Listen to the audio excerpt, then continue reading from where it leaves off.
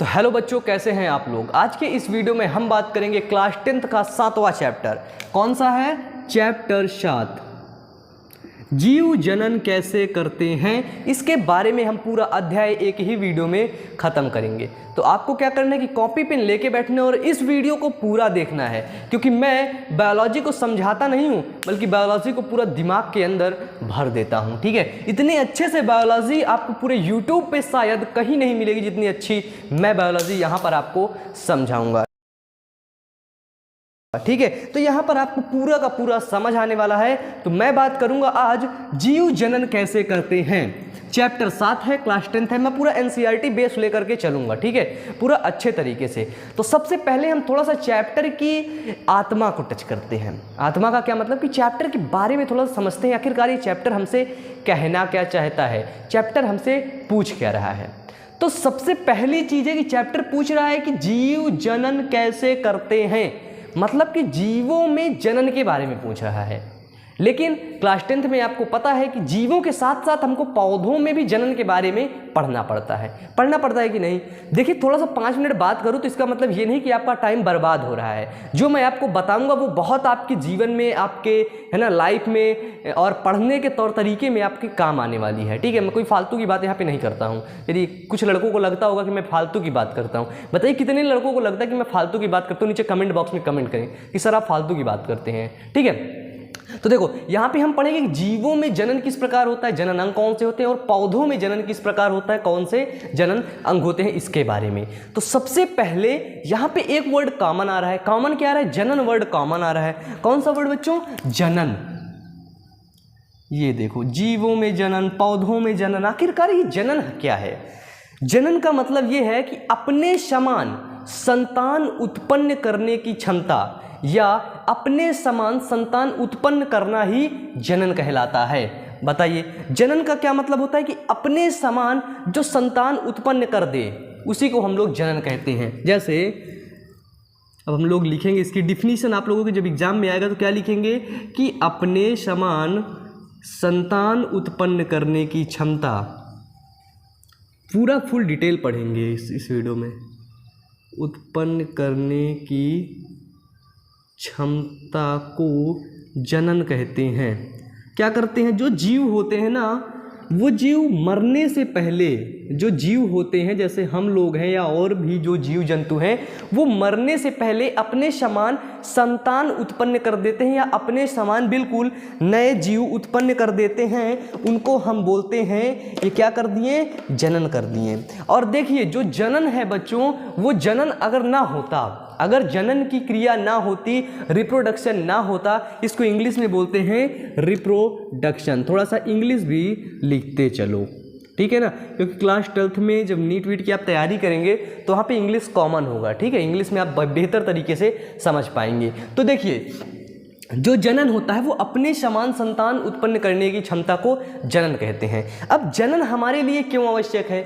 अगर जनन ना होता, अगर जनन लोग ना करते, जनन जीव जंतु ना करते, तो एक टाइम ऐसा आता कि कुछ वर्षों बाद पीढ़ियां समाप्त हो जाती, मतलब कि लोग जो है नष्ट हो जाते। बताइए, एक मनुष्य 70 साल तक जीता है। थोड़ा सा समझिएगा, कॉन्सेप्ट क्लियर करते चलिए।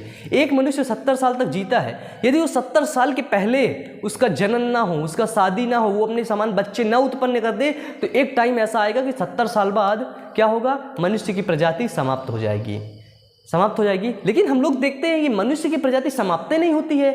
ऐसा क्यों होता है? क्योंकि वो जो मनुष्य होता है जो 70 साल जीता है, वो 70 साल के पहले पहले जनन की प्रक्रिया करता है, और जिसके कारण से एक नए संतान का उत्पन्न करता है जो फिर 70 साल जिएगा, और जो फिर 70 साल जिएगा वो फिर 70 साल से पहले पहले एक नया संतान बना देगा। मतलब इसको बोलते हैं पीढ़ी दर पीढ़ी ये लोग करते रहते हैं जनन, जिसके कारण से मतलब कि संतान, मतलब कि यहाँ पे जीवों की उत्पत्ति होती रहती है। ठीक है, अब देखिए जनन क्यों आवश्यक है कि जीवों की जातियों को बनाए रखने के लिए जनन आवश्यक है। जैसे पूछेंगे जनन क्यों आवश्यक है, तो हम लोग लिखेंगे कि जीवों की जातियों को, है ना, जीवों की जातियों को बनाए रखने के लिए,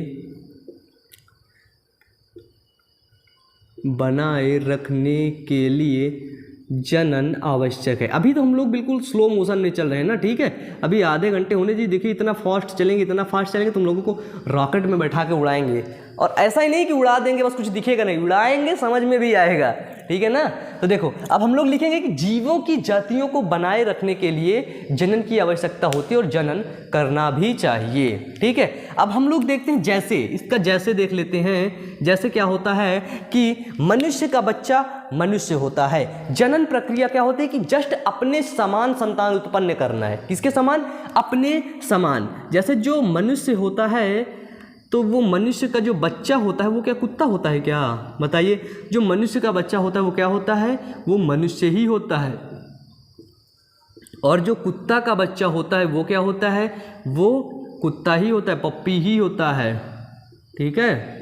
ऐसा तो है नहीं कि जो कुत्ता का बच्चा है वो बिल्ली बन जाए, ऐसा होता नहीं ना। क्यों नहीं होता, इसके बारे में भी हम लोग बात करेंगे क्लास 12th में, ठीक है, कि मनुष्य का बच्चा कर मनुष्य क्यों ही होता है, बिल्ली क्यों नहीं हो जाता, कुत्ता क्यों नहीं हो जाता है ना, इसके बारे में बात करेंगे। तो देखिए जनन के बारे में अब आप समझ चुके हैं कि अपने समान संतान उत्पन्न करने की क्षमता को जनन कहते हैं। जीवों की जातियों को, पृथ्वी पर समृष्ट जीवों की जातियों को बनाए रखने के लिए जनन आवश्यक होता है। जैसे मनुष्य जब जनन करता है तो मनुष्य का बच्चा मनुष्य होता है, और कुत्ता जब जनन करता है तो कुत्ता का बच्चा कुत्ता होता है। अब ये जो जनन होता है बच्चों, जनन 2 प्रकार का होता है। कितने प्रकार का? 2 प्रकार का होता है। जनन 2 प्रकार का होता है। अब पहला और दूसरा, पहले को बेटा हम लोग बोलते हैं लैंगिक जनन। क्या बोलते हैं? पहले को हम लोग बोलते हैं लैंगिक जनन, ठीक है, और दूसरे को हम बोलते हैं अलैंगिक जनन, ठीक है। पहले को क्या बोलेंगे बच्चे? लैंगिक जनन, लैंगिक जनन, और दूसरे को बोलेंगे अलैंगिक जनन। मतलब आपसे अगर कभी भी ये पूछा जाए कि जनन के प्रकार बताइए, जनन कितने प्रकार का होता है इसके बारे में बताइए, तो आप क्या बताएंगे? पहला होता है लैंगिक जनन और दूसरा होता है अलैंगिक जनन, ठीक है। पहले को हम लोग बोलते हैं सेक्सुअल रिप्रोडक्शन, इंग्लिश में अभी आप इसको लिखिए सेक्सुअल रिप्रोडक्शन, ठीक है। और अलैंगिक जनन को हम लोग बोलेंगे असेक्सुअल रिप्रोडक्शन, है ना। देखिए लैंगिक जनन को हम लोग बोलेंगे सेक्सुअल रिप्रोडक्शन और अलैंगिक जनन को हम लोग बोलेंगे असेक्सुअल रिप्रोडक्शन। तो अब आपको क्या करना है? इसका स्क्रीनशॉट लेना है और हम लोग अब पढ़ेंगे लैंगिक जनन के बारे में, फिर पढ़ेंगे अलैंगिक जनन के बारे में, ठीक है। तो आप लोग क्या करिए, इसका स्क्रीनशॉट ले लीजिए। आशा करता हूं आप लोगों ने स्क्रीनशॉट ले लिया होगा, ठीक है। अब हम क्या करेंगे, अब हम इसे मिटाएंगे और हम आपको बताएंगे लैंगिक जनन के बारे में, ठीक है, कि लैंगिक जनन क्या होता है। इसको आप लोगों ने स्क्रीनशॉट लिया होगा, मैं मिटा रहा हूं, ठीक है। तो देखो अगर स्क्रीनशॉट ले रहे हो ना तो लेक्चर खत्म होने के तुरंत बाद उस चीज़ को लिख लेना, और अगर तुम लेक्चर रिकॉल कर रहे हो, लेक्चर तुम दोबारा से देख ले रहे हो, सोचो तुमको तो बिल्कुल 90+ जाना ही जाना है, ठीक है। उसमें तुम्हें कोई नहीं रोक सकता। अगर भगवान भी आएंगे ना, बोलेंगे अरे नहीं बेटा तू नहीं जाएगा, लेकिन तुम जाओगे ही जाओगे। तुमने 2 बार लेक्चर देखा मतलब तुम्हें पूरा कॉन्सेप्ट क्लियर है ना। लैंगिक जनन जिसको हम लोग बोलते हैं सेक्सुअल रिप्रोडक्शन, ठीक है। देखिए लैंगिक जनन में क्या होता है, इसको बोलेंगे हम कि वह जनन जिसमें 2 जनकों की आवश्यकता होती है। क्या होती है बच्चों? वह जनन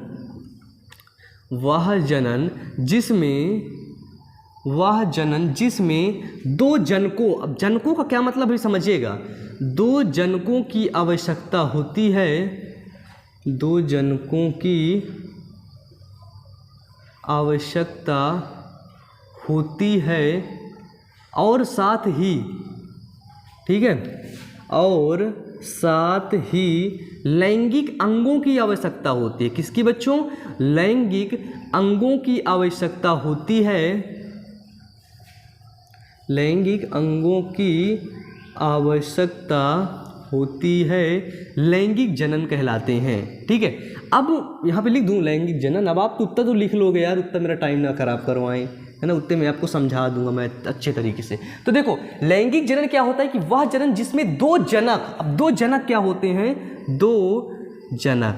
अब देखो अगर बायोलॉजी में जनक वर्ड आता है तो सबसे पहले आप समझेंगे जनक एक होता है नर होता है जिसको हम लोग मेल बोलते हैं, और एक होता है मादा जिसको हम लोग बोलते हैं फीमेल, ठीक है। नर व मादा, ठीक है। तो अभी तक तुम लोगों ने गुड मॉर्निंग नहीं किया सर से, तो चलो गुड मॉर्निंग करो नीचे कमेंट बॉक्स में, तुरंत करो, अभी करो, अभी अभी तुरंत करो। नहीं पढ़ाऊंगा, इतने पर रोक दूंगा, लेक्चर कर लूँगा मैं। चलो चलो गुड मॉर्निंग करो, सभी लोग करो यार, करो बच्चों करो, गुड मॉर्निंग करो। रिप्लाई मैं खुद दूंगा यार, मैं खुद कमेंट पढ़ता हूँ, इतना मेहनत करता हूँ वीडियो बनाने में, रिप्लाई फिर टीम से नहीं दिलवाता हूँ, मैं खुद देता हूँ। तो देखो बच्चों, दो जनकों का क्या मतलब होता है कि यहाँ पे दो जनक की आवश्यकता होती है। अगर जनक वर्ड कहीं पर आता है तो आप समझ जाएंगे कि जनक मतलब होता है नर व मादा, ठीक है ना। इसके बाद और तीसरा कोई भी जनक नहीं होता है बायोलॉजी के फील्ड में, बायोलॉजी के क्षेत्र में, ठीक है।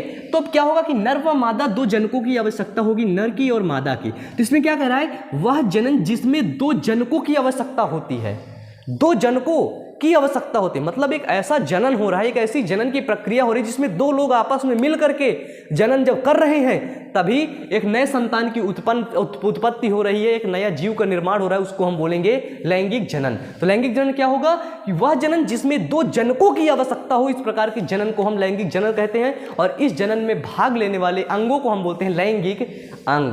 क्या बोलते हैं बच्चे, लैंगिक अंग। तो जैसे यहाँ पे हम लोग देखेंगे उदाहरण क्या है, लैंगिक जनन किसमें होता है, जैसे हम लोग देखेंगे कुत्ता है ना, बिल्ली है ना, फिर मनुष्य।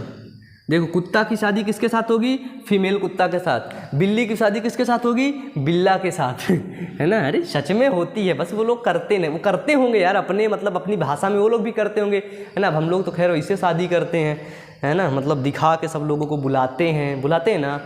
चलो यहाँ पे इसके बाद मनुष्य आता है। मनुष्य मतलब मनुष्य की शादी, मनुष्य मतलब नर की शादी मादा के साथ होती है, मादा की शादी मादा के साथ नहीं होती बल्कि नर के साथ होती है ना। मनुष्य में क्या होता है, लड़का की शादी लड़की के साथ होगी ना, ऐसे तो होगा नहीं कि लड़की लड़की की शादी कर दे, होता है नहीं होता, होता हो तो बता देना, ठीक है। तुम लोगों की तरफ, भैया हमारी तरफ तो नहीं होता है, हम जिधर रहते हैं, हम जिधर एरिया में रहते हैं ना कूड़ा कबाड़ वाले में, इधर तो नहीं होता है, तुम लोगों की तरफ होता हो तो बताना, ठीक है। तो अब तुम समझ चुके हो लैंगिक जनन क्या होता है कि ऐसा जनन जिसमें दो जनकों की आवश्यकता होती है लैंगिक जनन कहलाते हैं। मतलब दो जनक अलग अलग होते हैं, जैसे ई है हमारे मेल भैया और ई है हमारा दीदी जी फीमेल भैया, ठीक है, ई है हमारा भैया मेल, समझ गए, ठीक है। ई है मेल मतलब नर और ई है फीमेल मादा, ठीक है। अब इन दोनों की शादी होगी, जब ये आपस में जनन करेंगे तो एक नया बच्चा का निर्माण करेंगे, ठीक है। अगला है अलैंगिक जनन।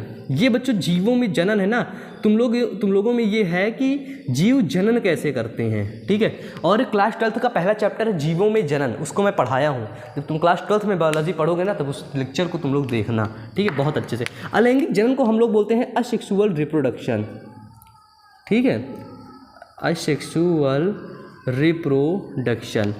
अब असेक्सुअल रिप्रोडक्शन क्या होता है कि वह जनन जिसमें, अब इसमें देखो दो जनक की आवश्यकता होती है, इन दोनों के बिना बच्चे का निर्माण या संतान का निर्माण नहीं होगा। अगर नर और मादा नहीं होंगे तो संतान का निर्माण नहीं होगा। अब अलैंगिक जनन क्या होता है कि वह जनन जिसमें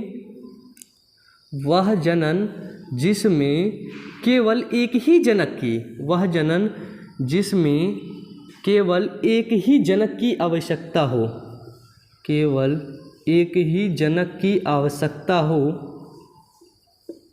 है ना। एक ऐसा जनन होता है जिसमें केवल एक ही जनक की आवश्यकता हो, अलैंगिक जनन कहलाता है, ठीक है, अलैंगिक जनन कहलाता है। तुम लोगों में डिफिनीशन लिखनी होती है, इस वजह से डिफिनीशन लिख रहा हूँ, नहीं तो मैं तुमको समझा देता, डिफिनीशन तुम लोग खुद लिख लेते।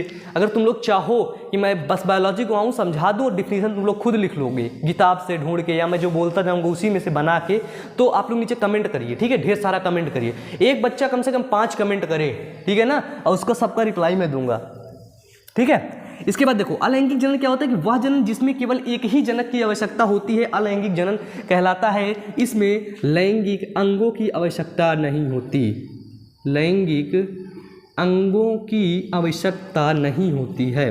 अब बोर्ड एग्जाम में क्या करना होता है बच्चे, इसी को बढ़ा चढ़ा के लिखना होता है, ठीक है, बढ़ा चढ़ा के। अब जितना तुम बढ़ा चढ़ा के लिखोगे बड़ा बड़ा स्वच्छ अच्छी राइटिंग से, उतना तुम अच्छा नंबर पाओगे। बताओ पाओगे ना, बताओ गलत बोल रहा हूँ तो। जैसे अब बेटा इसमें बोल क्या रहा है पहले ये समझो, ठीक है, समझना क्या है कि ये आखिरकार कह क्या रहा है। कि वह जनक जिसमें केवल एक ही जनक, मतलब इनमें तो दो जनक थे, अब इसमें केवल एक ही जनक, ये हो गया आपका जनक, अब केवल एक ही जनक की आवश्यकता, मतलब एक ही जनक है वही बच्चा पैदा कर देगा, एक ही जनक। तो मतलब हम समझ गए कि जनक मतलब होता है नर और मादा। अब एक ही जनक मतलब एक ही के अंदर नर और मादा होगा, एक ही के अंदर। जैसे हम हैं, हमरे अंदर नर हुई गवा, हमरे अंदर मादा हुई गवा, मतलब हम खुद से बच्चा पैदा कर सके थे, खुद से। कुछ ऐसे भी जीव हमारी सृष्टि में पाए जाते हैं जिनमें केवल एक ही जनक की आवश्यकता होती है, जो खुद से बच्चे पैदा करने के लिए समर्थ होते हैं, उनमें हम बोलते हैं अलैंगिक जनन होता है। जैसे कि हो गया आपका अमीबा, ठीक है, जैसे हो गया आपका अमीबा, इसके बाद हो गया आपका पैरामीशियम, अमीबा, पैरामीशियम, युगलिना।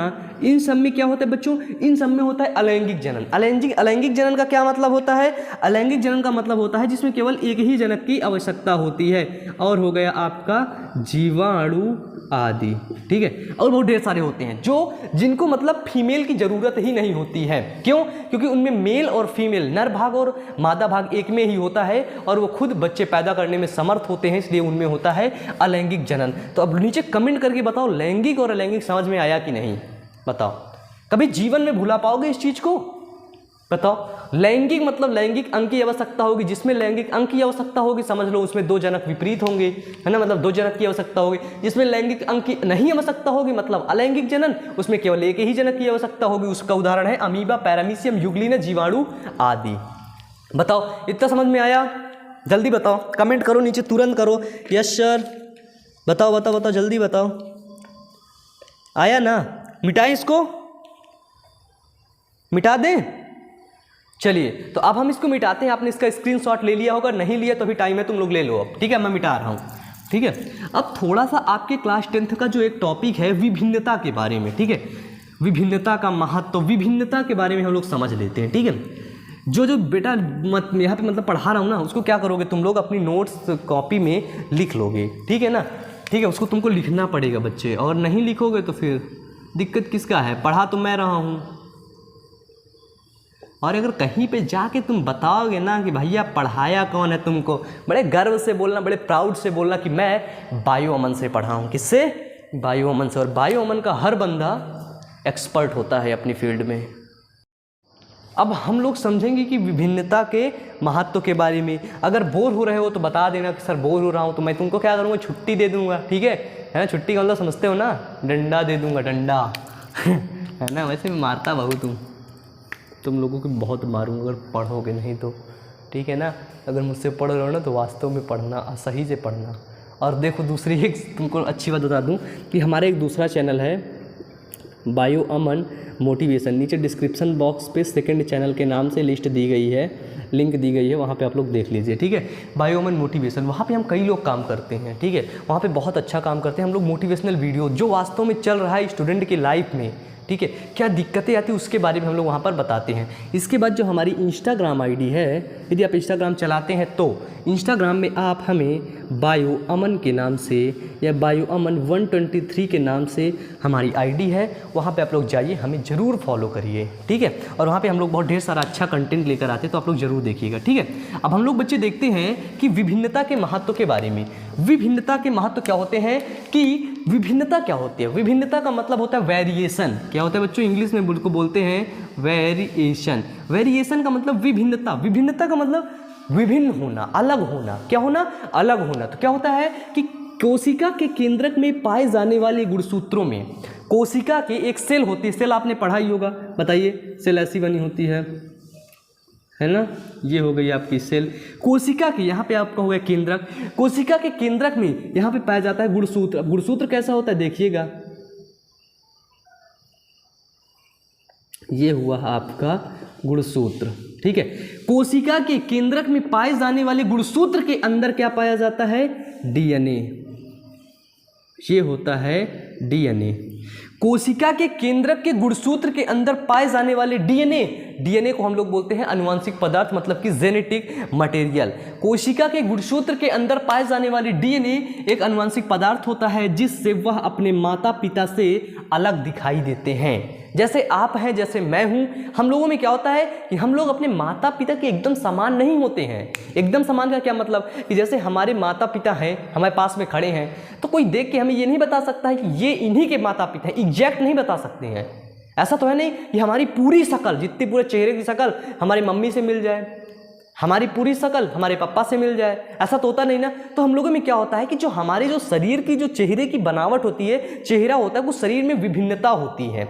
और वो विभिन्नता क्या होती है कि जैसे हमारी जो माता है और हमारे जो पिता हैं, उनका जो डीएनए होता है, क्या होता है बच्चों, डीएनए, इन दोनों का डीएनए से हम लोग बने होते हैं। अब गुणसूत्र, अब देखिए थोड़ा सा पढ़ ही लीजिए इसके बारे में, ठीक है। अब देखो जैसे यहाँ पे एग्जाम्पल है वेरिएशन, विभिन्नता कैसे आती है। गुणसूत्र, माता के 23 गुणसूत्र, जोड़े नहीं बच्चों, 23 गुणसूत्र, और पिता के 23 गुणसूत्र जब आपस में निषेचन करेंगे, क्या करेंगे, निषेचन, जनन होगा तो वहाँ पे निषेचन होगा, तो यहाँ पे 46 गुणसूत्र जब बनेंगे तो मतलब कि यहाँ पे एक छोटा सा बेबी बनेगा, एक बच्चा बनेगा, ठीक है।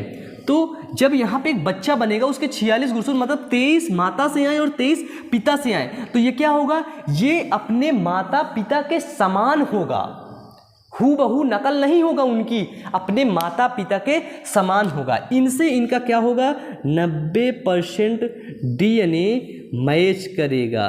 क्या करेगा बच्चों, मैच करेगा, और 10% डीएनए नहीं मैच करेगा। और जो 10% डीएनए नहीं मैच करता है बेटा, वही होते हैं हमारे शरीर की बनावट आ जाती है, हमारे चेहरे का जो मुखौटा होता है वो आ जाते हैं, कुछ जेनेटिक बीमारियां आ जाती हैं, ठीक है, जो हमारा शरीर जो हमारे मैच नहीं करता है ना। तो यही होता है वेरिएशन, मतलब कि कोशिका के केंद्रक में गुणसूत्र पाया जाता है, ये है गुणसूत्र, कोशिका, गुणसूत्र के अंदर डीएनए पाया जाता है, ये हो गया आपका डीएनए। डीएनए का फुल फॉर्म क्या होता है, डीऑक्सी राइबो न्यूक्लिक एसिड, ठीक है, याद कर लेना बेटा। डीएनए का फुल फॉर्म क्या होता है, डीऑक्सी राइबो न्यूक्लिक एसिड, ठीक है। इसके बाद होगा ये डीएनए हुआ, डीएनए के अंदर क्या पाया जाएगा, विभिन्नता पाई जाएंगी। हमारे माता से 23 गुणसूत्र मिलते हैं, पिता से भी 23, ये 46 गुणसूत्र मिलकर एक बच्चा, मतलब कि एक संतान का निर्माण करते हैं। और वो उस संतान में 90% डीएनए उसके माता और पिता का मैच करता है, और 10% डीएनए उसका नहीं मैच करता, जिसमें उसका मुखौटा होता है, मतलब ढेर सारी विभिन्नताएं होती हैं। समझ गए इतना? अब समझ गए होगे तो अब ये भी समझ गए होगे अब इसका करना क्या है। इसका क्या करना है, कूड़े में फेंकना है, नदी में नहीं, क्या करना है, स्क्रीनशॉट लेना है। स्क्रीनशॉट ले लिए, बताओ, ले लिए ना। अब हम लोग बात करेंगे अलैंगिक जनन की विधियों के बारे में। किसके बारे में, अलैंगिक जनन की विधियों के बारे में, ठीक है। तो हम लोग क्या करते हैं, इसको मिटा देते हैं। तुम लोग स्क्रीनशॉट ले लिए होगे, और देखो मैं बार बार कहता हूँ स्क्रीनशॉट ले करके रखना मत कि रख देना अपनी शादी के लिए, ठीक है, क्योंकि बोर्ड एग्जाम दिन, मतलब एक दिन बेटा तुम्हारे लिए बहुत इंपॉर्टेंट है। तुम्हारे लिए क्या, सबके लिए, मेरे लिए समझो मेरा दिन ही बहुत ज़्यादा इंपॉर्टेंट होता है, ठीक है, सबसे ज़्यादा इंपॉर्टेंट मेरा दिन होता है। और दिन में जो काम किया जाएगा उसको पूरा मतलब जी जान से करना चाहिए। अब हम लोग देखेंगे अलैंगिक जनन की विधियों के बारे में। किसके बारे में, अलैंगिक जनन की विधियां पे हम लोग देखेंगे कि अलैंगिक जनन की विधियां के बारे में। अभी मैंने आपको बताया कि हम लोग पढ़ चुके हैं लैंगिक जनन क्या है, अलैंगिक जनन क्या है, बिल्कुल अच्छे तरीके से, ठीक है ना। बताइए समझ आ रहा है कि नहीं, नीचे कमेंट बॉक्स में कमेंट करते रहे। देखिए क्योंकि आपसे और मेरे से बात करने के लिए कमेंट बॉक्स ही सहारा है, ठीक है। तो जो भी क्वेश्चन हो ना, क्वेश्चन भी कमेंट बॉक्स में पूछना, जवाब भी मिलेगा, ठीक है। तो देखो अलैंगिक जनन की विधियां, ठीक है, इसकी 6 विधियां होती हैं, इनके बारे में हम फुल डिटेल पढ़ेंगे। पहली विधि होती है विखंडन। अलैंगिक जनन की पहली विधि है विखंडन, इसके बाद हो गई खंडन, पुनरुद्भवन, मुकुलन, कायिक प्रवर्धन, बीजाणु जनन। तो इतने नाम याद करके ना आपको डरना नहीं है। क्या नहीं करना, डरना नहीं है कि आपको डर आने लगे, बे कैसे याद होगा, पूरा समझाऊंगा, पूरा याद होता चलेगा, ठीक है। तो देखो पहला है विखंडन। क्या है, विखंडन, मेरी तरफ देखो। विखंडन का मतलब होता है विखंडन, मतलब कि छोटे छोटे खंडों में टूट जाना, यही होता है विखंडन।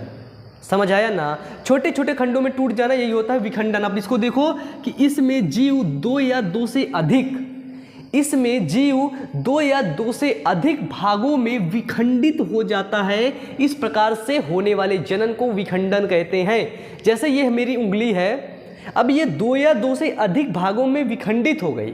अब प्रत्येक भाग जो विखंडित, जैसे ये मेरी उंगली है, सपोज दैट आप लोग समझिए, हमारी उंगली काट दीजिए आप लोग मिल के, ये उंगली विखंडित हुई, ये हुआ, ये हुआ, ये हुआ। अब ये प्रत्येक भाग जो बना ना, ये आपका नया संतान बना लेगा। ये खराब नहीं होगा बेटा, ये नया संतान बना लेगा, उसी को हम लोग बोलेंगे विखंडन। समझ आया ना, विखंडन समझ आ गया। इसके बाद आप देखिए, विखंडन यह 2 प्रकार से होता है। जो विखंडन होता है ये 2 प्रकार से होता है। एक होता है द्विविखंडन, एक होता है बहुविखंडन। थोड़ा सा समझिएगा, ठीक है, कॉन्सेप्ट क्लियर करते चलिए। इसको लिखिए पहले, इसके बाद 1 नंबर विखंडन हेडिंग डालिए। विखंडन पे लिखिए कि इसमें जीव, क्या लिखेंगे विखंडन पे, कि इसमें जीव 2 या 2 से अधिक भाग में विखंडित हो जाते हैं और प्रत्येक भाग एक नया संतान बनाता है। इस प्रकार से होने वाले जनन को हम बोलते हैं, इस प्रकार से होने वाले अलैंगिक जनन को हम बोलते हैं विखंडन। ठीक है, लिख लिया। अब उसके नीचे लिखोगे कि विखंडन 2 प्रकार से होता है। पहला होता है द्विविखंडन, फिर नीचे लिखोगे दूसरा होता है बहुविखंडन। अब द्विविखंडन हेडिंग डालोगे, द्विविखंडन में लिखोगे कि ऐसा जनन जिसमें जीव 2 भागों में बंटता है और दोनों भाग नए संतान का निर्माण कर लेते हैं, उस प्रकार से होने वाले जनन को हम बोलेंगे द्विविखंडन। जैसे, उसके नीचे लिखोगे जैसे, और जैसे में क्या लिखोगे, जैसे में लिखोगे अमीबा। क्या लिखोगे, अमीबा। इसके बाद नेक्स्ट में लिखोगे बहुविखंडन हेडिंग डालोगे, बहुविखंडन हेडिंग डालोगे, उसमें लिखोगे जिसमें जीव बहुत सारे खंडों में टूट जाते हैं, बहुत सारे खंडों में अलग अलग हो जाते हैं और वो प्रत्येक खंड क्या करते हैं, एक नए जीव का निर्माण कर लेते हैं, उसको हम बोलते हैं बहुविखंडन। जैसे कि प्लाज्मोडियम। ठीक है, जैसे लिखोगे आप एग्जाम्पल में, जैसे प्लाज्मोडियम। समझ आए ना, तो ये पहला आपका क्लियर होता है। अब सेकेंड आता है आपका खंडन। क्या था बेटा, खंडन। खंडन में क्या लिखेंगे कि इस जनन में जीव, खंडन में क्या होता है कि इस जनन में जीव खंड खंड में टूट जाते हैं। मतलब जो जीव रहते हैं ना, वो खंड खंड में टूट जाते हैं। खंड खंड में क्या टूटने का मतलब, अरे खंड खंड, किसी भी चीज़ को फेंक दो, वो कर दो, खंड खंड में टूट जाए, है ना, कई चीज मतलब दरे दरे से वो टूट जाए, उसको बोलते हैं खंडन, है ना। तो प्रत्येक खंड, जितने खंड में वो टूटेगा उतने खंड नए संतान बनाएंगे। जैसे जितने खंडों में वो टूटेगा उतने खंड नए संतान बनाएंगे, उसको हम बोलेंगे खंडन। जैसे कि स्पाइरोगाइरा, आपके बुक में इसका चित्र भी बना होगा। और ये जितने खंड में ये स्पाइरोगाइरा टूटता है, प्रत्येक खंड एक नया संतान बनाता है, एक नया जीव बनाता है। इस प्रकार से होने वाले जनन को हम बोलते हैं अलैंगिक जनन। ठीक है, खंडन हो गया। अब आपको क्या करना है, पता है, इसका स्क्रीनशॉट लेना है। अब हम लोग बात करेंगे पुनरुद्ध भवन के ऊपर। ठीक है, कि पुनरुद्ध भवन क्या होता है। तो आई होप आपने स्क्रीनशॉट ले लिया होगा। अब मैं इसको मिटाऊंगा, अब मैं समझाऊंगा पुनरुद्ध भवन के बारे में। ठीक है,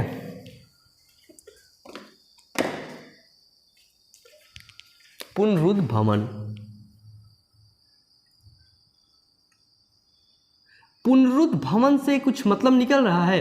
पुन का मतलब होता है पुनः, रुद्ध मतलब भवन, मतलब कि कटा हुआ भाग पुनः से एक नया संतान का निर्माण कर ले, है ना। पुनरुद्ध भवन का मतलब कुछ ऐसे निकल रहा है कि जीव का कटा हुआ भाग नया संतान बना ले, है ना। क्या इसका डिफिनीशन लिखेंगे कि जीव का कटा हुआ भाग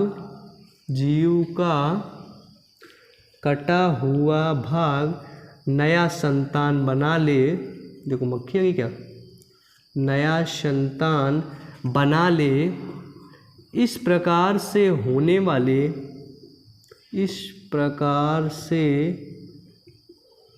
वाले, फिर आ गई, नहीं आई, झूठ बोल दिया।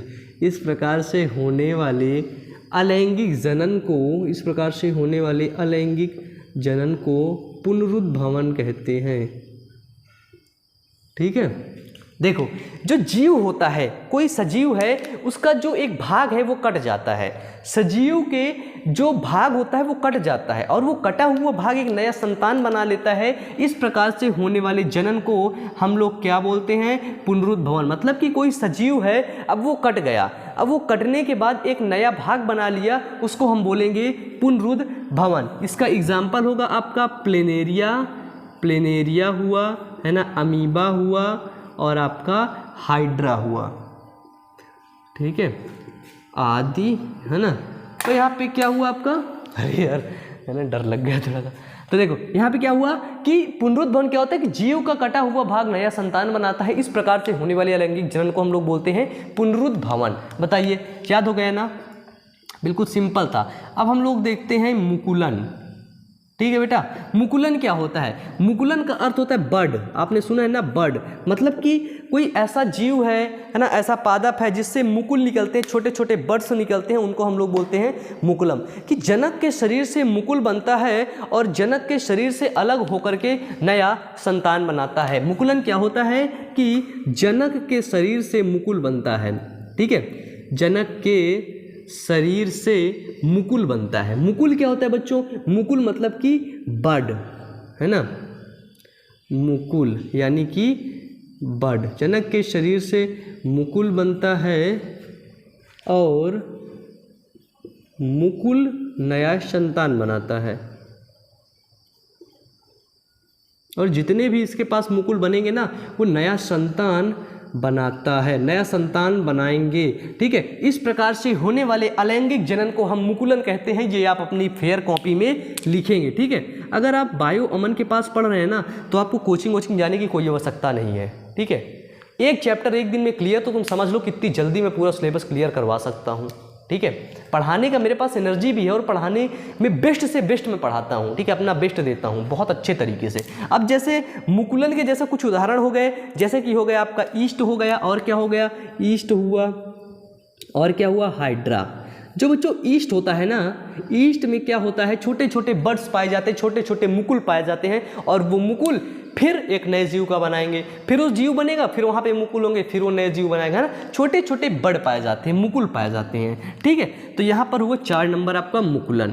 अब हम लोग देखेंगे 5 नंबर में क्या बोलता है, कायिक प्रवर्धन। क्या बोलता है बच्चों, कायिक प्रवर्धन। तो बताइए इतना समझ में आया कि नहीं? इसके ऊपर वाला कॉन्सेप्ट क्लियर है? बताइए, कोई दिक्कत हो तो नीचे कमेंट करिए तुरंत।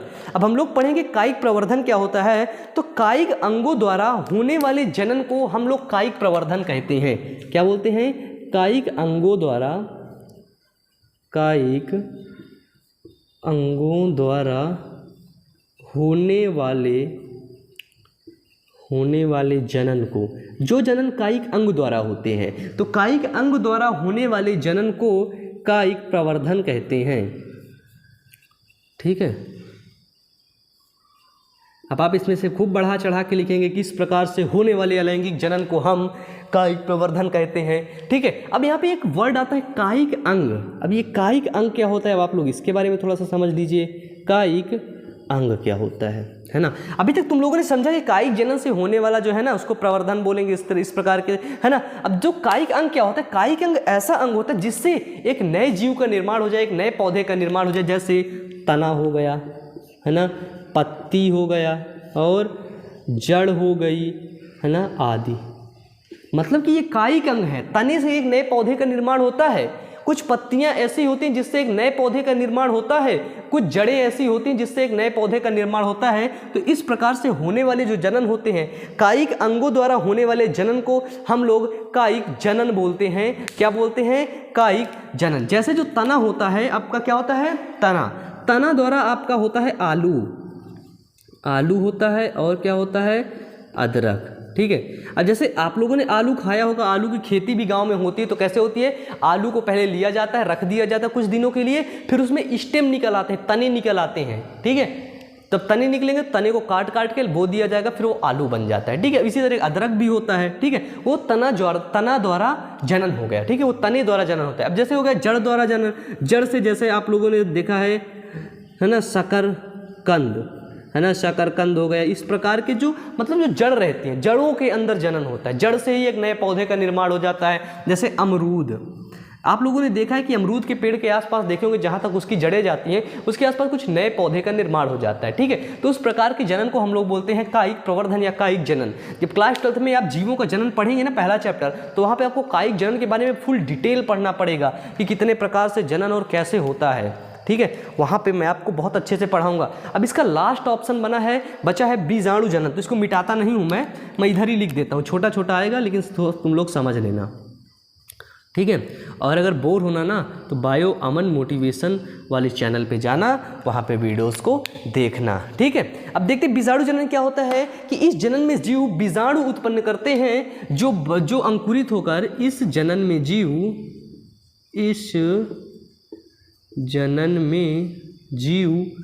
बीजाणु उत्पन्न करते हैं। इस जनन में जीव बीजाणु उत्पन्न करते हैं जो अंकुरित होकर नया संतान बनाता है, नया संतान या जीव बनाता है। अब आप अपनी कॉपी में लिखेंगे कि इस प्रकार से होने वाले अलैंगिक जनन को हम बीजाणु जनन कहते हैं। इसका एग्जाम्पल क्या है, जैसे आपने पेनिसिलियम सुना है, क्या होता है पेनिसिलियम, ठीक है। अब पेनिसिलियम में क्या होता है कि जो पेनिसिलियम होता है वो जीव होता है, वो बीजाणु बनाता है, बीज बनाता है छोटे छोटे, और वो बीज उड़ के जाते हैं किसी दूसरी जगह पर, वहाँ पे अंकुरित होकर नए बीज का निर्माण कर लेते हैं। जैसे अमरूद के अंदर ढेर सारे बीज रहते हैं, अब वो बीज अपने मन से स्वतः ही जाएं कहीं पे उड़ उड़ के या किसी भी प्रकार से चले जाएं और नए पौधे का निर्माण कर दें। इस प्रकार से होने वाले जनन को हम लोग बोलते हैं बीजाणु जनन। तो आप लोगों को क्या करना है, आप लोग बेहतर तरीके से जानते हैं, आपको लेना है इसका स्क्रीनशॉट, ठीक है। ये हुआ अलैंगिक जनन की विधियां, आप लोगों ने पढ़ लिए। अब हम लोग इसके बाद पढ़ेंगे फ्लावर के बारे में, मतलब कि पादप के बारे में। आप अपनी बुक ले लीजिए, बुक में थोड़ा सा देखिए और बुक को देखने के बाद उसको बंद कर देना, क्योंकि यहाँ पे फुल डिटेल पढ़ेंगे हम लोग। तो यहाँ पे जब हम लोग पादप के बारे में पढ़ेंगे, फ्लावर के बारे में पढ़ेंगे, तो फ्लावर के नर भाग, फ्लावर के मादा भाग, इसके बारे में पढ़ेंगे। तो चलिए देखते हैं अब फ्लावर के बारे में, यानी कि पुष्प के बारे में। तो चलें बेटा, अब हम लोग समझेंगे फूल के बारे में, यानी कि पुष्प के बारे में, ठीक है। पुष्प कैसे होता है, जो पुष्प हम लोग देखते हैं ना, फूल गुलाब का फूल हो गया, कंडेल का हो गया, है ना, गुड़हल हो गया, ये सब फूल देखते हैं। इन फूल में क्या किसका नाम होता है, फूलों का नाम भी होता होगा। जैसे हमारे पास होते हैं आँखें, नाक, कान, जीभ, है ना, पेट, है ना, पैर हो गया, हाथ हो गया। तो इस तरह फूलों के भी तो नाम होते हैं, नहीं होते हैं। उन्हीं के बारे में बात करेंगे और बेहतर तरीके से समझेंगे, ठीक है। तो इसके फूल जो होते हैं, पौधों में जो फूल होते हैं, उन्हीं से एक नए पौधे का निर्माण होगा, उन्हीं से बीज का निर्माण होगा, उन्हीं से फल का निर्माण होगा, ठीक है। तो जब इतना सारा चीज़ों का निर्माण होता है एक फूल से या पुष्प से, तो फूल क्या होते हैं, फूल पौधे के जनन अंग होते हैं। फूलों के द्वारा ही जनन होता है, ठीक है, होता है ना, बताइए, फूलों के द्वारा ही जनन होता है। अब हम लोग देखेंगे बेटा फूल के भाग के बारे में कि फूल के कितने भाग हैं। तो मेनली हम लोग यहाँ पे देखेंगे 4 भागों के बारे में। कितने भागों के, 4। ये तुमको जिंदगी भर काम आने वाला है और ये पूरा याद होने वाला है, ठीक है। पहला होता है कैलिक्स, करोला, एंड्रूसियम, गाइनोसियम। मेरे साथ याद करो, पहला है कैलिक्स, कैरोला, एंड्रूसियम, गाइनोसियम। फिर से बोलो, 5 बार बोलो, calyx, corolla, androecium, gynoecium, calyx, corolla, androecium, gynoecium. देखो ये आ गई, ये भी बोलने आ गई थी तुम लोगों के साथ, मतलब बेटा बोल नहीं रहे हो, कुछ गड़बड़ है। चलो बोलो, कैलिक्स, करोला, एंड्रूसियम, गाइनोसियम। फिर से बोलो, कैलिक्स, कैरोला, एंड्रूसियम, गाइनोसियम। अब देखो, कैलिक्स को बोलते हैं वाह्य दल पुंज। क्या बोलते हैं, वाह्य का मतलब बाहर। काट लेगी क्या यार, यहाँ से कैसे आ गई ये, इधर स्टूडियो के अंदर छत्ता लगा लिया होगा कहीं पे। तो देखो पहला है, क्या है भूल ही गए, क्या है कि वाह्य दलपुंज होता है, फिर पंखुड़ियाँ होती हैं, फिर पुंकेसर होता है, स्त्री केसर। मतलब कैलिक्स को हम बोलते हैं वाह्य दलपुंज। वाह्य का मतलब बाहर का जो दलपुंज होता है। जब हम फूल लेते हैं, जैसे कंडेल का हो गया, ऐसा का फूल लेते हैं, तो उसके नीचे देखिए कोई छोटी छोटी हरी कलर की पत्तियाँ होती ना हरी कलर की पत्तियाँ। ये देखिए, इनको हम लोग क्या बोलते हैं, इनको हम लोग बोलते हैं कैलिक्स। क्या बोलेंगे बच्चों, कैलिक्स। हिंदी में क्या बोलेंगे, वाह्य दल पुंज। बताइए बेटा, समझ आया ना। छोटे छोटे ग्रीन कलर की छोटी छोटी पत्तियां होती हैं, इनको हम लोग बोलते हैं कैलिक्स, ठीक है ना। अब देखें करोला क्या होता है। कैलिक्स हो गया, समझ आया, छोटे छोटे पत्तियां होती हैं। अब करोला क्या होता है, करोला होता है पंखुड़ियाँ। जो फूल में जो पंखुड़ी लगी होती है रेड कलर की, कितनी सुंदर लगती, कितनी खूबसूरत लगती है ना, उन पंखुड़ियों को हम लोग बोलते हैं करोला। अब आज से वो पंखुड़ियाँ मिलेंगी ना, तुम क्या बोलोगे, करोला, क्या बोलोगे? करोला बोलोगे, ठीक है ना। छोटे छोटे ग्रीन वाले को बोलोगे कैलिक्स। अबे जी कैलिक्स हो तुम, ओ ऊपर वाला करोला। तो जो पंखुड़ियाँ होती है, जैसे गुलाब की पत्ती हो गई, निकाल दे रहे पत्ती, तो वो गुलाब की पत्ती मतलब पेड़ की पत्ती नहीं, गुलाब के फूल की पत्ती जब आप निकाल लेते हो तो उसको बोलेंगे हम करोला, मतलब कि पंखुड़ियाँ। ये हो गई आपकी पंखुड़ियाँ, समझ गए ना बेटा, ये हो गई पंखुड़ियाँ। अब इसके बाद बचे दो भाग। दो भाग में पहला है एंड्रूसियम। क्या है बेटा? एंड्रूसियम। एंड्रूसियम का मतलब होता है पुंकेसर। एंड्रूसियम का क्या मतलब होता है? पुंकेसर। क्या होता है? पुंकेसर। अब पुंकेसर से अर्थ होता है पुमंग। इसको हम लोग एंड्रूसियम या पुमंग भी बोलते हैं। और जो पुमंग होता है ना बच्चों, वो नर जनन भाग होता है। किसका? नर जनन भाग होता है, मतलब पुष्प का नर जनन भाग, मेल पार्ट होता है एंड्रूसियम, जो कि होता है पुंकेसर। ये होता है आपका एंड्रूसियम, पूरा भाग यहाँ से लेकर के यहाँ तक के भाग को हम लोग बोलते हैं एंड्रूसियम, ठीक है ना। पुमंग और क्या बोलेंगे? पुंकेसर, मतलब कि ये मादा जनन भाग है, ये वो सॉरी नर जनन भाग है, ठीक है। जो पुंकेसर होता है वो नर जनन भाग होता है। और इसके बाद आप लोग देखेंगे फूल के बीच में ओवरी होता है और कुछ ऐसा लाइक स्ट्रक्चर होता है और नीचे कुछ मोटा मोटा होता है, आप लोगों ने देखा होगा। उसको क्या बोलते हैं? उसको बोलते हैं हम गाइनोसियम। ये क्या होता है? ये फूल का मादा जनन भाग होता है। क्या होता है बेटा? मादा जनन भाग होता है, जिसको हम लोग बोलते हैं गाइनोसियम या स्त्री केसर, और इसको हम लोग जायांग भी बोलते हैं। तो बताइए, अब आपको अगर फूल दिया जाएगा तो आप समझ जाएंगे ना कि ये कैलिक्स हुआ, ये करोला हुआ, इसको हमने एंड्रूसियम बोला, इसको गाइनोसियम बोला, ठीक है। ये गाइनोसियम हो गया। बताइए, बता लेंगे ना। तो आप क्या करिए, इसका स्क्रीनशॉट लीजिए और फूल का जो स्ट्रक्चर है उसका स्क्रीनशॉट लीजिए, ले लिए होंगे, ठीक है। अब इसका स्क्रीनशॉट लेने के बाद आप क्या करेंगे, इसको अपने चित्र में बनाएंगे और कॉपी में इसको लिखेंगे, ठीक है। और जो मेन पॉइंट्स जो मैंने बोला है लेक्चर में उसको भी आप लोग लिखेंगे। अब हम लोग देखेंगे इसके एंड्रूसियम और गाइनोसियम, नर जनन भाग के बारे में और मादा जनन भाग के बारे में डिटेल से देख करके हम लोग आगे बढ़ेंगे, ठीक है। तो बोर और देखो बेटा नहीं होना है। अब चलिए मैं इसको मिटाता हूँ अब, ठीक है, इसको मैं मिटा दूंगा। अब हम लोग देखेंगे किसके बारे में? एंड्रूसियम और गाइनोसियम के बारे में डिटेल से।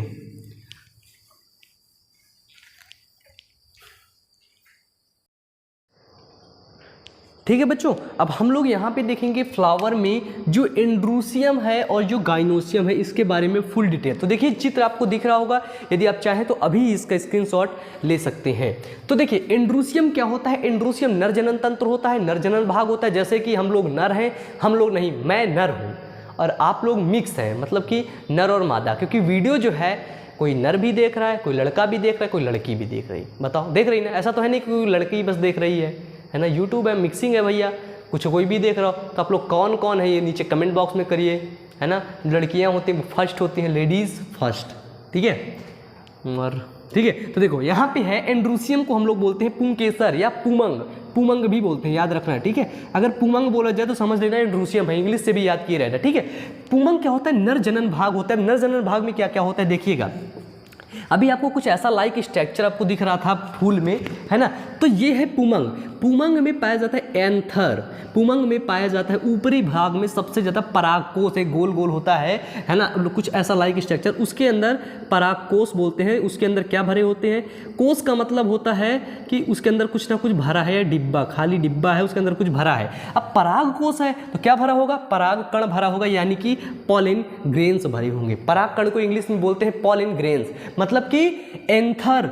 एंथर को बोलते हैं परागकोश, और परागकोश में क्या भरे हैं? पॉलिन ग्रेन्स, मतलब कि पराग कण। और जो ये जो मतलब कि जो परागकोश है, एंथर है, एंथर पुष्प के जिस भाग से टिका रहता है, ऐसे खड़ा रहता है, उसको हम लोग बोलते हैं फिलामेंट, यानी कि तंतु। क्या बोलते हैं बेटा? फिलामेंट यानी कि तंतु। तो आप लोग ऐसा चित्र बनाएंगे किसका? एंड्रूसियम का। समझ आया ना? समझ आए ना। अब यहीं से परागकोश फट के निकलते हैं और यहीं से परागकोश निकलने के बाद कहाँ पहुँचते हैं? स्त्री के गाइनोसियम में।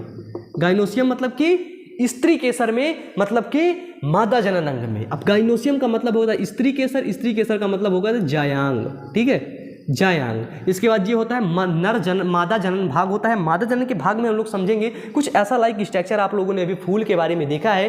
तो वहाँ पे पहला भाग होता है स्टिग्मा। स्टिग्मा का होता है वर्तिका। वर्तिका का काम क्या होता है कि ये सिर्फ पॉलिन ग्रेन्स को, मतलब कि परागकण को ही अंदर आने देती है, बाकी और भी किसी चीज को अंदर आने नहीं देती है। तो वर्तिका का क्या मतलब होता है कि परागकण को ही सिर्फ अंदर आने देगी। इसके बाद नेक्स्ट है स्टाइल। स्टाइल से होते हुए, स्टाइल स्टिग्मा और ओवरी के बीच में एक बड़ा सा पाइप लगा होता है, बड़ी सी डंडी लगी होती है, जिससे परागकण नीचे स्टाइल तक, ओवरी तक पहुंच पाते हैं, अंडाशय तक पहुंच पाते हैं, तो उसको बोलते हैं स्टाइल, जिसको हम हिंदी में बोलते हैं वर्तिकाग्र। तो पहला भाग हुआ वर्तिका, इसके बाद वर्तिकाग्र, इसके बाद सीधे अंडाशय यानी कि ओवरी आ गया आपका। अब ये ओवरी में क्या होते हैं बच्चों? ओवरी में होते हैं ओव्यूल्स यानी कि अंडाणु, ठीक है। अब ओवरी में हुए अंडाणु, अब अंडाणु और परागकोश मिल करके एक नए पुष्प का निर्माण करेंगे, नए फल का निर्माण करेंगे, ऐसे ही वो निर्माण करेंगे। तो समझ आया आपको एंड्रोसियम और गाइनोसियम क्या होता है। अब आप इसके अंतर भी लिख सकते हैं एंड्रोसियम और गाइनोसियम के, ठीक है। तो आप लोग क्या करिए, इसका स्क्रीनशॉट तुरंत लीजिए, ले लिए होंगे। अब मैं इसको मिटाऊंगा, वैसे नीचे जगह है, नीचे ही थोड़ा सा बता देता हूँ फूल के बारे में। इसके बाद ये चैप्टर, ये मतलब फूल का टॉपिक जो है वो समाप्त होता है, क्लियर होता है। देखिए बच्चों, जो फूल होता है, जो पुष्प होता है, वो दो प्रकार से होता है। एक होता है एक लिंगी पुष्प। क्या होता है बेटा? एक लिंगी, है ना, इसमें से, ठीक है, चलो ठीक है। एक लिंगी पुष्प, एक होता है द्विलिंगी पुष्प, ठीक है। अब एक लिंगी द्विलिंगी से क्या मतलब होता है? अभी तक यहाँ जब इसके पहले पुष्प दिखा था तो वहाँ पे देखा था कि नर जनन भाग और मादा जनन भाग एक में ही है, एक में ही था ना। तो यहाँ पे जो एक लिंगी पुष्प है उसको हम लोग बोलेंगे यूनिसेक्सुअल, यूनिसेक्सुअल फ्लावर। अब इसको द्विलिंगी मतलब कि बाईसेक्सुअल, बाईसेक्सुअल फ्लावर। तो एक लिंगी पुष्प क्या होते हैं और द्विलिंगी पुष्प क्या होते हैं? बेटा जो एक लिंगी पुष्प होते हैं, ऐसे पुष्प जिनमें या तो पुंकेसर पाया जाए, जिनमें या तो पुंकेसर या स्त्री केसर पाया जाए, ऐसे पुष्प। अब इसका डिफिनीशन क्या लिखेंगे आप? डालेंगे एक लिंगी पुष्प, ऐसे पुष्प जिनमें पुंकेसर या स्त्री केसर केवल एक ही भाग पाया, एक ही जनन का भाग पाया जाता है, उसको हम लोग बोलते हैं एक लिंगी पुष्प। क्या लिखेंगे कि ऐसा पुष्प जिसमें केवल स्त्री केसर या पुंकेसर ही पाया जाता है, उस प्रकार के पुष्प को हम लोग बोलते हैं एक लिंगी पुष्प, मतलब कि यूनिसेक्सुअल फ्लावर। क्या लिखेंगे बेटा? Unisexual flower. इसके बाद सेकंड नंबर है द्विलिंगी पुष्प। क्या है बेटा? द्विलिंगी पुष्प मतलब बाइसेक्सुअल फ्लावर, मतलब कि जिसमें ऐसा पुष्प जिसमें पुंकेसर और स्त्री केसर, पुंकेसर प्लस स्त्री केसर एक भाग में ही पाए जाते हैं, पुंकेसर और स्त्री केसर एक भाग में ही पाए जाते हैं, उस प्रकार के पुष्प को हम लोग बोलते हैं द्विलिंगी पुष्प, यानी कि बाइसेक्सुअल फ्लावर। तो बताइए समझ आया कि नहीं? फूल के बारे में आप लोग लिखेंगे एक लिंगी पुष्प होते हैं, द्विलिंगी होते हैं, उसमें इंग्लिश से लिखेंगे यूनिसेक्सुअल, बाइसेक्सुअल, ठीक है। और जो डिफिनीशन मैं बोला हूं आप लोग इसको लिखेंगे, ठीक है। अब हम लोग तो फूल के बारे में सब कुछ पढ़ चुके हैं, नर जनन तंत्र, मादा जनन तंत्र, है ना। अब हम लोग पढ़ेंगे ह्यूमंस के बारे में, मानव जनन तंत्र के बारे में पढ़ेंगे, ठीक है। क्या पढ़ेंगे? मानव जनन तंत्र के बारे में। तो आप लोग कमेंट करके बताइए कि इससे पहले आप लोगों ने कभी मानव जनन तंत्र पढ़ा है कि नहीं पढ़ा है। जल्दी कमेंट करिए और पानी पी लीजिए क्योंकि मुझे भी प्यास लग रही है। तो चलिए बच्चों, यहाँ पे अब हम लोग देखेंगे जनन तंत्र के बारे में। किसके बारे में? जनन तंत्र, मतलब कि मानव का जनन तंत्र। किसका जनन तंत्र? मानव का जनन तंत्र के बारे में देखेंगे। तो आपने देखा जो मानव होते हैं उनमें दो प्रकार के होते हैं, एक होते हैं मेल जिनको हम बोलते हैं पुरुष, एक होते हैं फीमेल, ठीक है। ये होते हैं पुरुष और ये होती हैं स्त्री। अब आपको पता है कि पुरुष में जो सेक्स ऑर्गन पाए जाते हैं उनको हम लोग बोलते हैं टेस्टिस। क्या होते हैं बेटा? टेस्टिस। और स्त्री में क्या होते हैं? ओवरी, ठीक है। स्त्री में क्या होते हैं? ओवरी या अंडाशय, और पुरुष में होते हैं वृषण, ठीक है। अब देखिए, अब यहाँ पे क्या लिखते हैं हम लोग कि स्त्री में अंडाशय पाया जाता है ना। अब हम लोग लिखेंगे इसमें कि स्त्री में अंडाशय पाया जाता है ना। स्त्री में अंडाशय पाया जाता है जो अंडाणु का निर्माण करता है। किसका निर्माण करता है बेटा? अंडाणु का, जो अंडाणु का निर्माण करता है, ठीक है। स्त्री में जो अंडाशय पाया जाता है वो अंडाणु का निर्माण करता है। और आपको पता है कि पुरुष में वृषण पाया जाता है। क्या पाया जाता है बेटा? वृषण, जिसको हम टेस्टिस बोलते हैं। पुरुष में वृषण पाया जाता है जो शुक्राणु का निर्माण करता है। किसका निर्माण करता है बेटा? शुक्राणु का, जो शुक्राणु का निर्माण करता है। अब ये जो शुक्राणु और अंडाणु को आपस में मिलने की क्रिया कहाँ पे होगी? फीमेल के गर्भाशय में। कहाँ पे होगी? फीमेल के गर्भाशय में होगी। और शुक्राणु और अंडाणु के मिलने की इस क्रिया को हम लोग बोलते हैं निषेचन। अगर आपसे पूछा जाएगा कि निषेचन के क्या है, तो आप क्या बताएंगे? शुक्राणु और अंडाणु को आपस में मिलने की क्रिया को हम लोग बोलते हैं निषेचन। और निषेचन के बाद क्या होता है? एक नया संतान, एक नया बेबी उत्पन्न होता है, एक नया बच्चे का जन्म होता है। ठीक है, इतना समझ में आया? तो इसका स्क्रीनशॉट लो।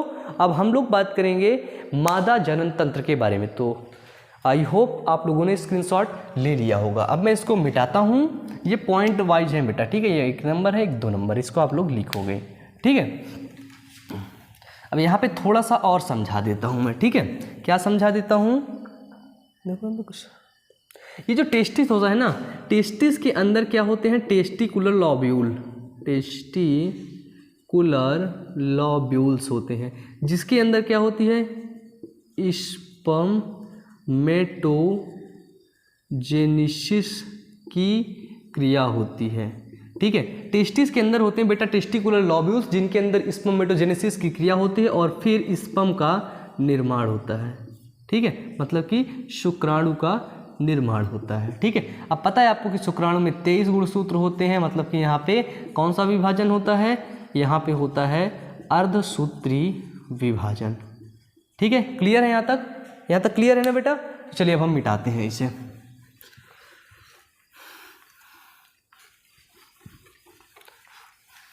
तो देखो, अब हम लोग बात करेंगे मादा जनन तंत्र के बारे में, ठीक है?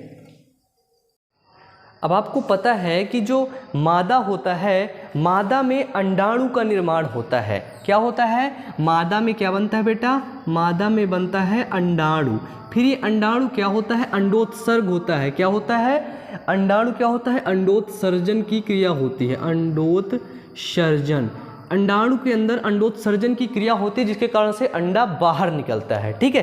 अब अंडाणु के बारे में समझ लेते हैं कि अंडाणु मादा में जन्म से पहले बनने लगते हैं। जो अंडाणु होते हैं, अंडाणु मादा में जन्म से पहले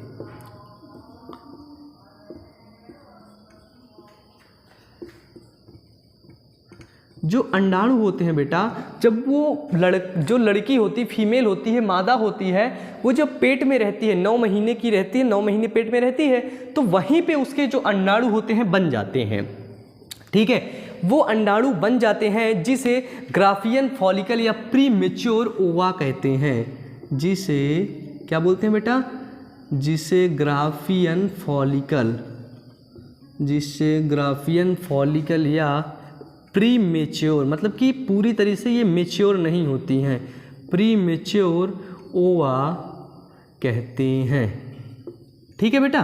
तो अंडाणु क्या होता है आप लोग समझ चुके कि मादा में, स्त्रियों में क्या होता है? जो अंडाणु होते हैं, जो अंडोत्सर्ग की क्रिया होती है, जो मेंस्ट्रुअल साइकिल होती है, जो 28 दिन में कंप्लीट होती है, उसमें क्या होता है? जो अंडाणु होते हैं वो जन्म से ही बन जाते हैं, ठीक है? 200-300 अंडाणु जन्म से ही बन जाते हैं, फिर वो धीरे धीरे आपस में निकलते रहते हैं, एक एक अंडाणु, ठीक है? अब जैसे कि ओवा जब मेच्योर होता है, क्या होता है बेटा? ओवा मेच्योर कर, समझ रहे हैं ना? मेच्योर का मतलब कि परिपक्व होना, है ना? हिंदी में इसको क्या बोलते हैं? परिपक्व, ठीक है? मेच्योर कर, क्योंकि यहाँ पे हिंदी और इंग्लिश का कॉम्बिनेशन आपको चलता रहेगा, ठीक है? आप लोग समझते रहेंगे। तो ओवा कब मेच्योर होता है बेटा? After puberty as, after puberty as. अब प्यूबर्टी एज क्या होती है कि 10 से 13 साल, मतलब कि जो फीमेल होती हैं, जो लड़कियां होती हैं, उनमें जो प्यूबर्टी होती है, मतलब कि जो यौनवा अवस्था होती है, वो 10 से 13 साल के बीच में होती है, ठीक है? यहाँ तक क्लियर है? आगे चले। अब आगे देखते हैं, जो ओवा जो होता है, जो ये अंडाणु होता है, जिसको हम लोग क्या बोलते हैं? जिसको हम लोग बोलते हैं ओवा। ओवा में ओवुलेशन की क्रिया होती है, जिसको हम लोग बोलते हैं अंडोत्सर्जन। क्या होता है? ओवुलेशन, ठीक है, इसको हम लोग बोलेंगे ओवुलेशन। अब ये क्रिया पूरी कहाँ पे होगी? मादा जनन तंत्र में। तो अब हम लोग समझेंगे मादा जनन तंत्र के बारे में। ठीक है, मादा जनन तंत्र के बारे में देखिएगा, मैं चित्र बनाऊंगा, आप लोगों को समझा दूंगा। तो आई होप जब मैं हटा हुआ इसमें से तो आप लोगों ने इसका स्क्रीनशॉट ले लिया होगा। देखिए, मुझे बताने के लिए इंतज़ार मत किया करिए, और अगर नहीं ले पाए तो बैक करके भी स्क्रीनशॉट ले सकते हैं। तो देखिए, सबसे पहले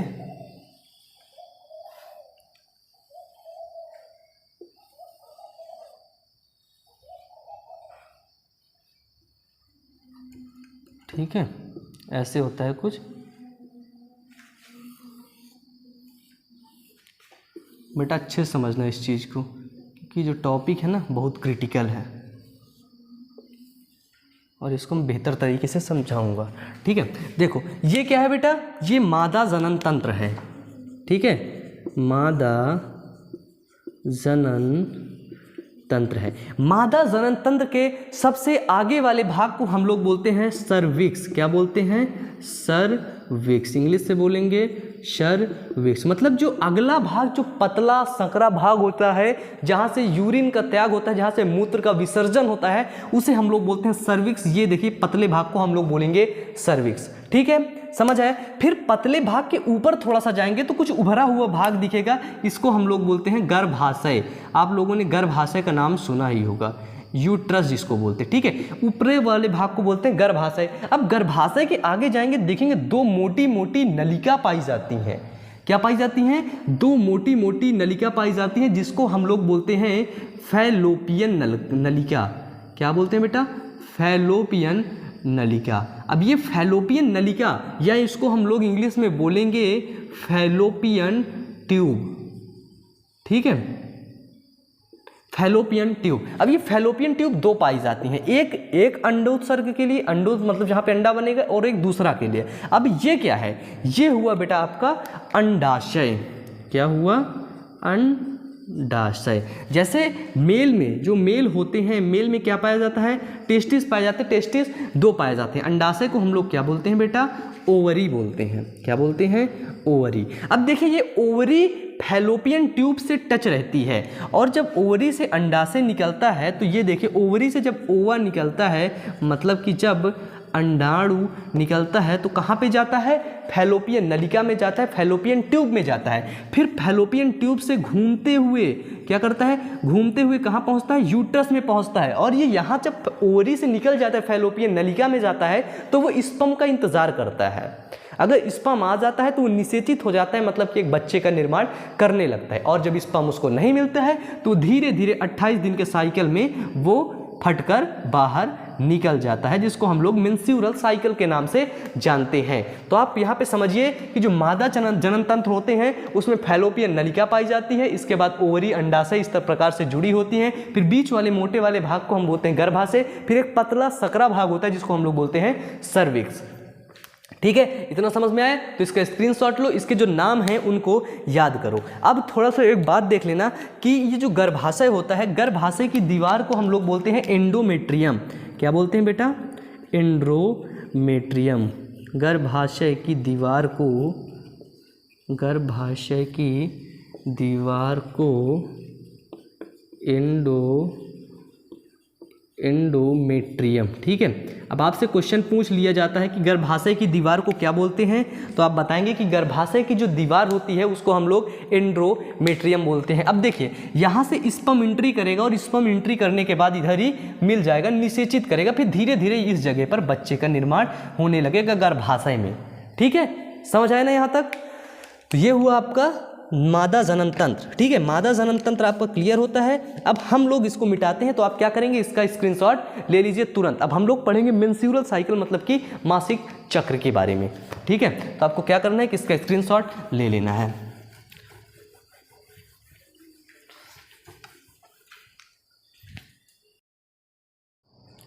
ठीक है बेटा। यहाँ पे अब हम लोग समझेंगे मासिक चक्र यानी कि मेंस्ट्रुअल साइकिल के बारे में। आप लोगों को पता है जो फीमेल्स होती है, मादा होती है, वहाँ पे मेंस्ट्रुअल साइकिल होती है, मतलब कि मासिक चक्र होता है।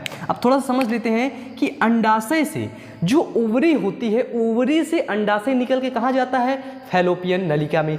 तो अंडाशय से अंडा बाहर निकलने की क्रिया को अंडोत्सर्ग कहते हैं। क्या बोलते हैं बेटा, अंडोत्सर्ग। और अंडाणु का जो अंडाणु बनता है, ओवा बनता है, अंडाणु का शरीर से बाहर निकलना मासिक चक्र कहलाता है। अब मासिक चक्र क्या होता है कि अंडाणु का शरीर से बाहर निकलना मासिक चक्र कहलाता है। अब ये मासिक चक्र 28 दिन में कंप्लीट होता है। ये जो मेंस्ट्रुअल साइकिल होता है इसका प्रोसेस 28 दिनों का होता है। कितने दिनों का बेटा, 28 दिनों का। देखिए ये हुआ पहला दिन, ये हुआ किसी फीमेल का पहला दिन, और ये हुआ आपका 28वां दिन। तो देखो पहले दिन क्या होता है इस बंदी के अंदर, इस फीमेल के अंदर क्या होता है कि पहले दिन से 14वें दिन तक, पहले दिन से 14वें दिन के बीच में ओवा का निर्माण होता है। मतलब कि अंडाशय में जो प्री मेच्योर ओवा है, ग्राफियन फॉलिकल्स है, उसमें से मेच्योर ओवा का निर्माण होगा। 14 दिन के बाद जब निर्माण हो जाएगा तो 14 से 16 दिन के बीच में क्या होगा, जो अंडाणु होगा वो बाहर निकलता है। मतलब कि ओवरी से, अंडाशय से बाहर निकलता है। बाहर कहाँ निकलेगा बेटा, वो निकलेगा फैलोपियन, कहाँ निकलेगा, फैलोपियन ट्यूब में। ठीक है, ट्यूब में 14 दिन से 16 दिन के बाद वो फैलोपियन ट्यूब में जाएगा और वहाँ पे स्पर्म का इंतजार करेगा। और अगर स्पर्म उसे मिलेगा तो एक नए बच्चे का निषेचन, मतलब निषेचन हो जाएगा, नए बच्चे का निर्माण करने लगेगा। और 16 से 28 दिन के बीच में अगर उसको स्पर्म नहीं मिला तो क्या करेगा वो, फिर जो अंडाणु होते हैं बेटा, जैसे ये अंडाणु है, फिर अंडाणु छोटे छोटे छोटे छोटे मतलब फटने लगते हैं। और ये फट के मेंस्ट्रुअल ब्लीड, मतलब कि अंडाणु फटने लगते हैं और ब्लीडिंग स्टार्ट हो जाती है। मतलब कि रक्त के थक्के, रक्त का जो क्लॉट होता है ना, जैसे कहीं पे कट लगे वहां पे क्लॉट जम जाता है, क्लॉट की तरह ही शरीर से बाहर निकल जाते हैं 28 दिन के बाद। ठीक है, तो ये होता है आपका मेंस्ट्रुअल साइकिल, मतलब कि मासिक चक्र। अगर कोई भी मतलब कि कोई भी बात है नहीं समझ आ रही तो नीचे कमेंट बॉक्स में कमेंट करिए, हम लोग और हमारी टीम द्वारा उस चीज़ का जवाब आपको दिया जाएगा। कोई भी क्वेश्चन है अगर नहीं समझ में आता है तो नीचे कमेंट बॉक्स में तुरंत करिए। ठीक है, तुरंत करिए, अभी लिखते समय ही। अब आप लोग समझ चुके हैं, आप लोग इसका स्क्रीनशॉट ले लीजिए। अभी मैं हटाई था थोड़ी देर पहले, तो आप लोग समझ चुके हैं कि मादा जनन तंत्र क्या होता है। ठीक है ना बेटा। अब हम लोग समझेंगे, क्या समझेंगे, नर जनन तंत्र। किसके बारे में, नर जनन तंत्र। और नर जनन तंत्र पढ़ के हम इस चैप्टर को क्लियर करेंगे, इस चैप्टर को फिनिश करेंगे। ठीक है बेटा। तो पानी वानी आप लोग भी पी लीजिए और मैं भी थोड़ा सा पानी पी लेता हूँ। तो चलिए बेटा, अब हम लोग देखेंगे नर जनन तंत्र के बारे में, मतलब कि मेल रिप्रोडक्टिव सिस्टम के बारे में। Male reproductive system. अब आपको पता है कि मेल्स में, ह्यूमंस में जो रिप्रोडक्टिव अंग होते हैं, मेन रिप्रोडक्टिव अंग जिनको हम लोग बोलते हैं, क्या बोलते हैं, टेस्टिस। ह्यूमंस का अगर नर का अगर पूछा जाए कि जनन अंग बताओ तो क्या होते हैं, टेस्टिस, जिनको हम लोग हिंदी में बोलते हैं वृषण। ठीक है। अब टेस्टिस के अंदर क्या होता है, देखिए जो बेटा टेस्टिस होता है वो हमारे में एक जोड़े होता है। कितनी, एक जोड़ी टेस्टिस हमारे अंदर पाया जाता है। एक जोड़ी का मतलब 2 टेस्टिस हमारे अंदर पाए जाते हैं। और इस टेस्टिस के अंदर क्या होते हैं, इस टेस्टिस के अंदर होती हैं स्पर्मेटोगोनिया सेल, स्पर्मेटोगोनियम सेल। इस टेस्टिस के अंदर स्पर्मेटोगोनिया सेल होती है। और ये सेल क्या बनाती है, स्पर्म का या शुक्राणु का निर्माण करती है। ठीक है। और ये स्पर्मेटोगोनिया सेल कहाँ पर होती है, स्पर्मेटोगोनिया सेल होती है टेस्टिस के टेस्टिकुलर लॉब्यूल में, टेस्टिकुलर लॉब्यूल्स के अंदर स्पर्मेटोगोनिया सेल होती हैं जो स्पर्म या कि शुक्राणु का निर्माण करती हैं। यहाँ तक समझ में आया। अब देखिए जो आप समझ गए, जो हमारा टेस्टिस है, टेस्टिस के अंदर क्या है बेटा, टेस्टिस के अंदर जो टेस्टिस होता है बेटा, टेस्टिस जो वृषण होते हैं वो किसी चीज़ से कवर्ड रहते हैं। तो टेस्टिस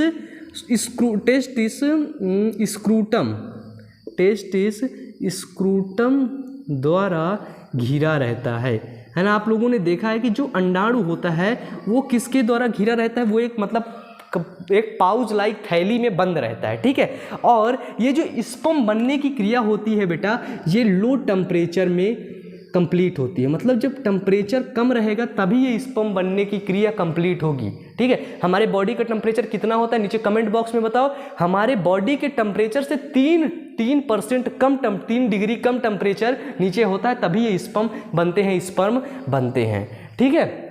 मतलब कि लो टेम्परेचर में ही स्पर्म बनते हैं। यहाँ तक समझ में आया स्क्रूटम के बारे में। अब देखिए, अब हम इसका चित्र बना देते हैं। जैसे कि ये हुआ आपका पाउच लाइक स्ट्रक्चर, जिसमें हुए ये आपके स्क्रूटम। क्या हुए बेटा, इनको हम लोग बोलते हैं टेस्टिस।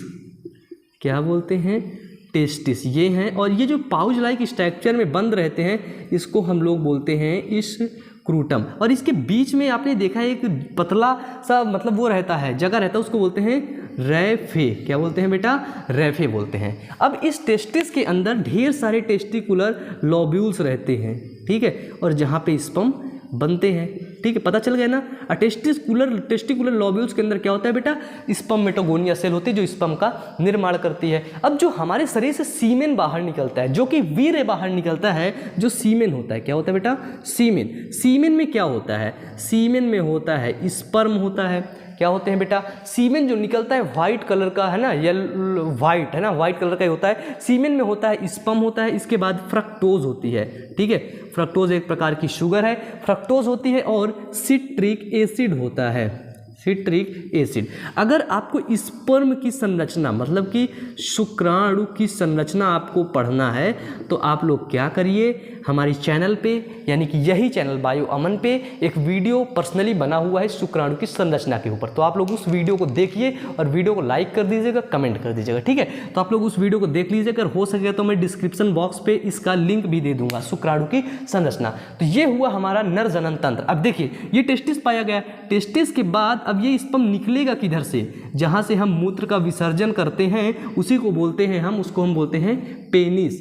क्या बोलते हैं बेटा, पेनिस। पेनिस से स्पर्म और यूरिन दोनों चीज निकलता है, ठीक है बेटा, समझ आया। और अगर ज़्यादा थोड़ा जानकारी लेनी हो तो आप अपनी बुक ले सकते हैं, और अन्यथा स्पर्म वाला जो मेरा वीडियो है आप लोग उसको देख सकते हैं, तो आपका पूरा कॉन्सेप्ट क्लियर हो जाएगा। क्योंकि अब टाइम भी बहुत हो रहा है, अब यहाँ पे इतना वो नहीं हुआ, बाकी इतना ही आप लोगों को उसमें आएगा, इतने में से क्वेश्चन बनेंगे, और अगर लिखना होगा तो आप लोग इतने में से ही लिख देंगे, ठीक है। तो बताइए ये वीडियो में पढ़ के आपको कैसा लगा। ऐसे ही वीडियोज़ के लिए चैनल को सब्सक्राइब कर लीजिएगा और वीडियो को लाइक कर दीजिएगा। तो इसी तरह पढ़ते रहिए, मेहनत करते रहिए बेटा। All the best.